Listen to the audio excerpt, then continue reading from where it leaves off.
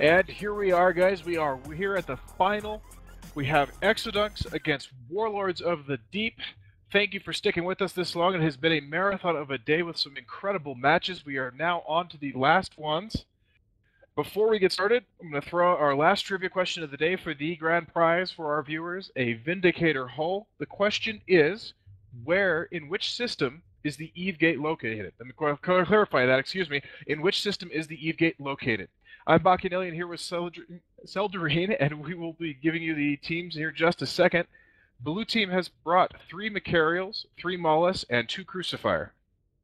And in the red corner, we have Exodunks. They are in 2 Paladins, an Aneros, an Ishtar, a Tyrannus, and triple Incursai. Should certainly be an interesting match. I'm curious to see how these Paladins do up against Macarials. Paladins are a ship we have not seen all tournament long. It is an Amarian Marauder with a web velocity bonus. In other words, these are 90% webs but not ranged. Is that correct? I hear Brent keying up in there. It should be very, very interesting to see how this plays out. Macarials being very fast ships with long-range damage projection with autocannon fall-off. Paladins, lasers, able to use Scorch to hit out, probably in the order of 35-40 kilometers, and the match is on. Let's see what happens.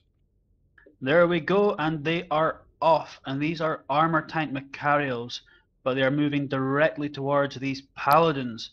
Interestingly enough, this is another battle where we have 3 battleships and no logistics versus 2 battleships and 1. And look at that Anerox of true XX. Those Paladins are on him like the plague. And he has gone straight through his shields and is already into armor.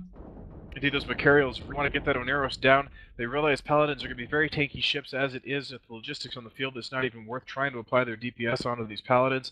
Meanwhile, you see the Paladins putting damage down on the Maulus of Ice Helia, but so far not able to punch through the armor, just taking out the shields. Now Duncan Tanner's shield starting to drop. They've decided to primary his Macarial and see what they can do to that.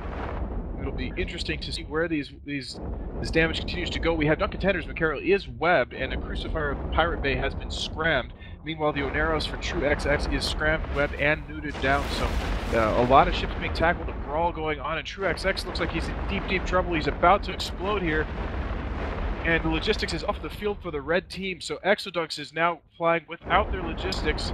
First Paladin now losing his shields very rapidly. We'll see how well his armor tank holds up under the fire of 3 combined Macarials.